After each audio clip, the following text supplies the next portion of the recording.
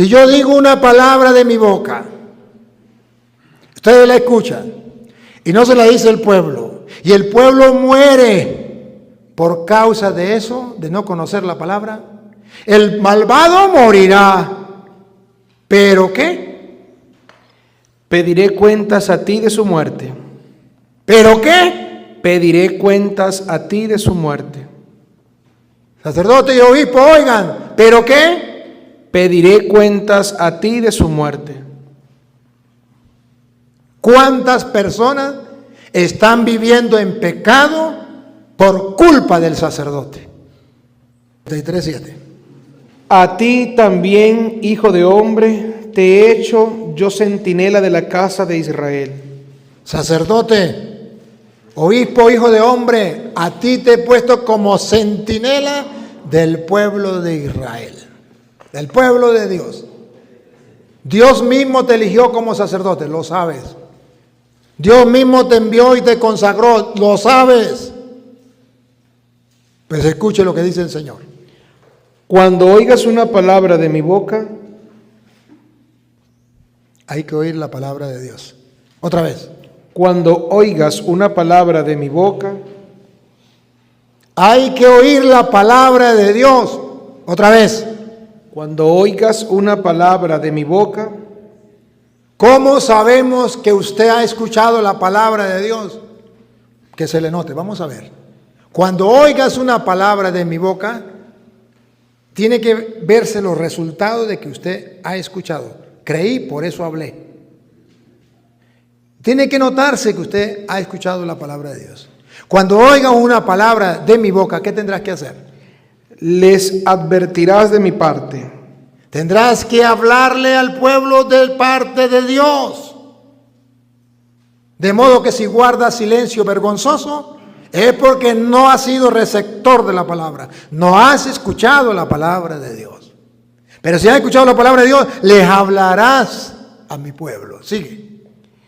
Si yo digo al malvado, malvado, eres reo de muerte, y tú no hablas con él para advertirle que deje su conducta, él, el malvado, morirá por su culpa, pero te pediré cuentas a ti de su muerte.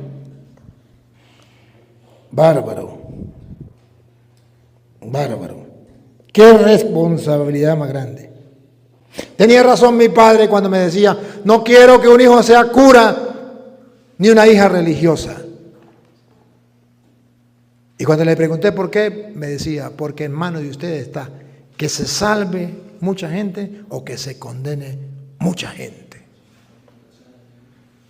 Tenía razón mi padre. Y no era geólogo ni teólogo, solo leía las escrituras.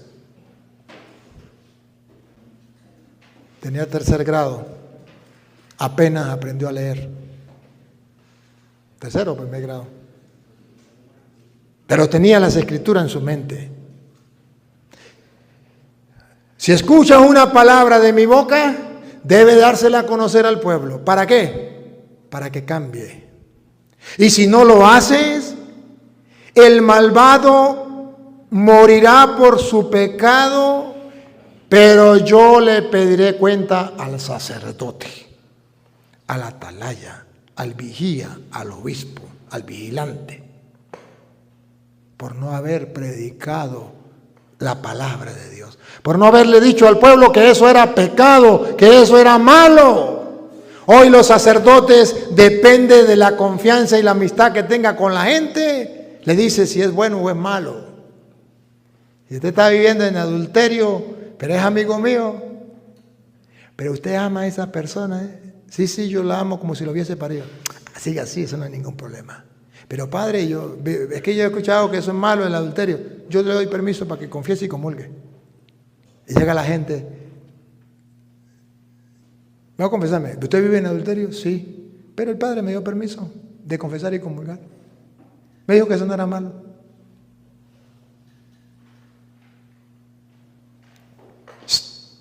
En Estados Unidos ha llegado la gente. Pareja, muchachas. Parejas, viven juntas.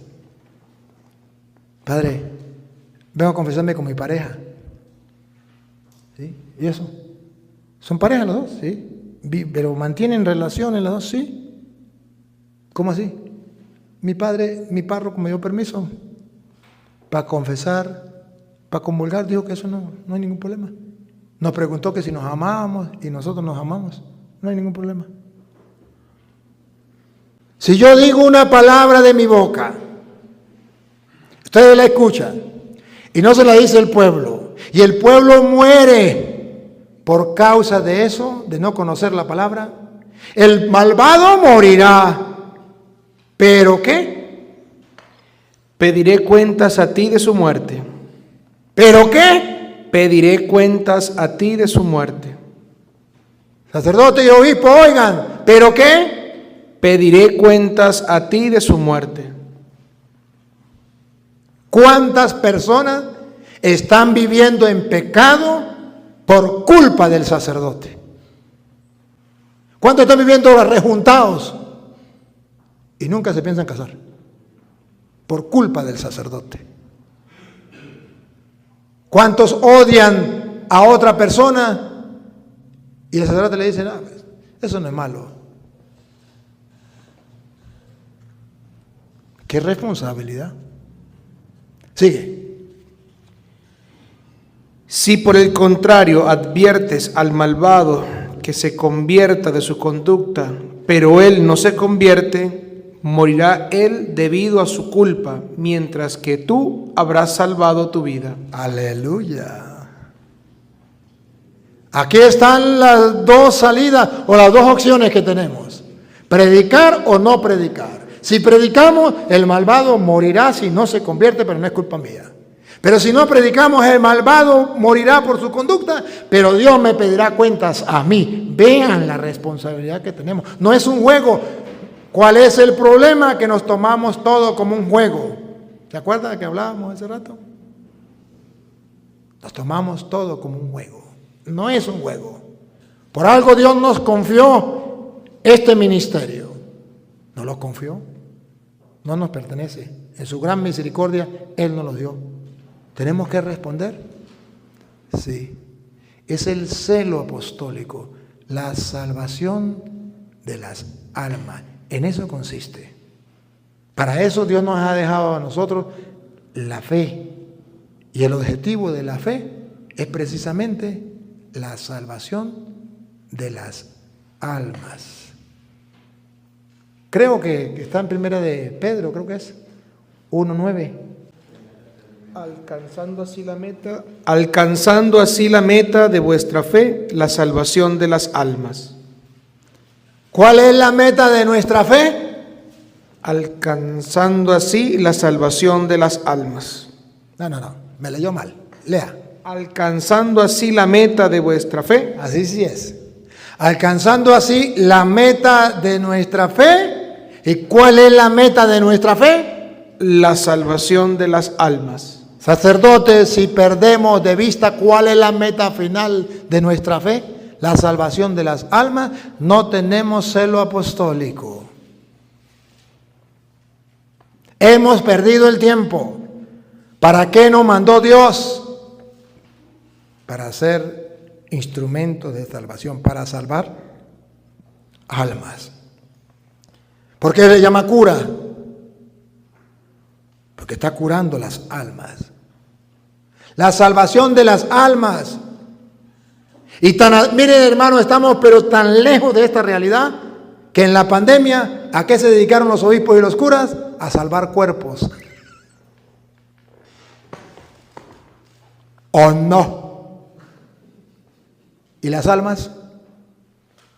Yo no voy a confesar a un enfermo eso para que yo no, tengo que cuidar mi cuerpo, tengo que cuidar mi salud, tengo que cuidar la salud de los demás. Y el alma que se muera sin confesión. Un sacerdote, llegó la gente y le dijo, padre, mi mamá se está muriendo de COVID. Tiene 20 años sin confesarse, necesita urgente que lo confiese. Que se vaya para el infierno. Pero mi obispo me dio la orden de que no podía confesar a nadie, porque yo tengo que cuidar la salud de la gente y no contagiar a nadie. ¿Para eso se ordenó sacerdote? ¿Para salvar cuerpos? ¡Que no! El objetivo de la fe es salvar almas. ¿Y dónde quedó ese objetivo de los curas y los obispos en la pandemia? A la basura. Claro, ustedes no, los que no vinieron. Y díganme qué mentiras. ¿Estamos convencidos? No. Hacemos como Vicente. ¿Para dónde va Vicente? Para dónde va la gente. ¿Hay convicción? No. Por eso he tratado de mostrarle y voy a tratar de mostrarle la palabra de Dios estos días para que si ustedes quieran tengan convicciones plenas, firmes, sólidas y que ustedes puedan ser luz en medio de la oscuridad y puedan ver las cosas claras y no se dejen engañar por el mundo. Cuando Jesús dijo no teman a los que matan el cuerpo, ténganle más miedo a los que matan el alma, porque la tarea de un sacerdote es salvar almas. Hermanos, el Señor nos va a pedir cuentas a nosotros al final. Somos ministros de Dios, somos siervos del Señor y tenemos que ver si lo estoy haciendo bien o lo estoy haciendo mal. Ese es el objetivo de este retiro, tratar de ver qué estoy haciendo. Yo trato simplemente de mostrarle lo que las Sagradas Escrituras dice. San Juan capítulo 8, versículo 31 en adelante. San Juan capítulo 8, versículo 31 en adelante, dice Jesucristo nuestro Señor, cómo ustedes y yo podemos mantenernos en medio del mundo siendo verdaderos discípulos de Cristo. Porque el mundo nos engaña, el mundo nos lleva al error. ¿Cómo mantenernos siendo verdaderos discípulos de Cristo? No falsos, auténticos, verdaderos discípulos de Cristo. La tentación es ser uno más. Discípulo de Cristo, pero falso. Va. Decía pues Jesús a los judíos que habían creído en él. Que habían creído en él. Si usted cree en Dios, bueno. Si cree en Cristo, bien. Si os mantenéis en mi palabra. Oigan, sacerdotes. Condición. Si os mantenéis en mi palabra, seréis verdaderamente mis discípulos.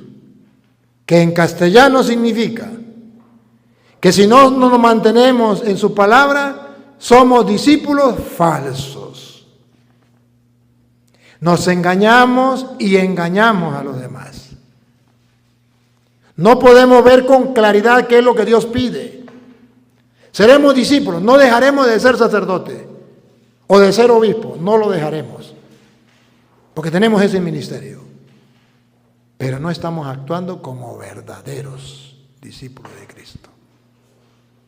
Pero si ustedes se mantienen en la palabra de Dios, serán verdaderos discípulos míos, bárbaro.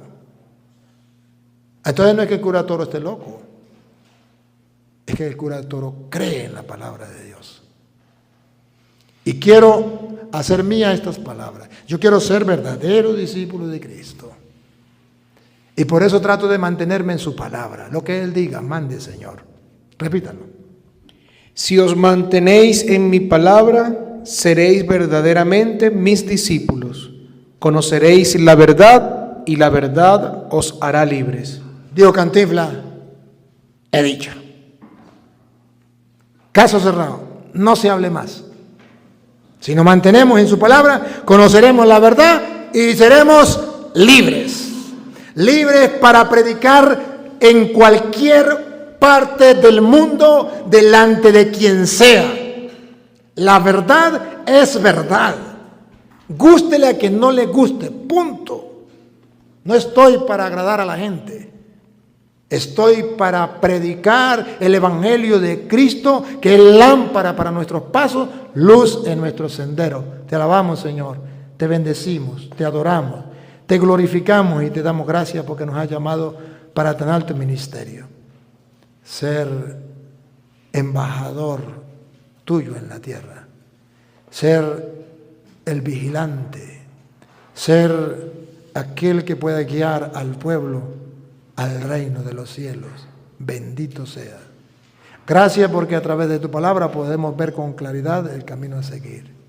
Gracias, Señor, porque tu palabra es lámpara para nuestros pasos, luz en nuestro sendero. Ayúdanos a ser fieles en el ministerio que tú nos has encomendado. A ti, Dios, que quiere que todos los hombres se salven y lleguen al conocimiento de la verdad, a ti sea la gloria, el honor, el poder, la adoración por los siglos de los siglos. Amén.